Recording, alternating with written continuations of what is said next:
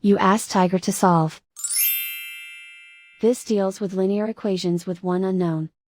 The final result is y equals 23/2. Let's solve it step by step. Simplify the expression. Expand the parentheses. Multiply the coefficients.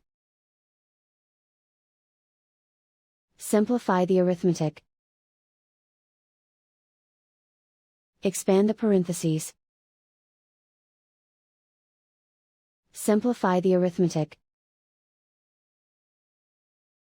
Group all y terms on the left side of the equation.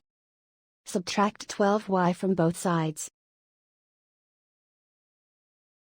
Group like terms. Simplify the arithmetic. Group like terms. Simplify the arithmetic. Group all constants on the right side of the equation.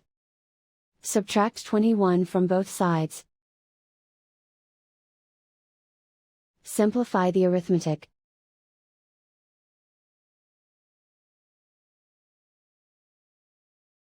Isolate the y. Divide both sides by -6. Cancel out the negatives. Simplify the fraction. Cancel out the negatives.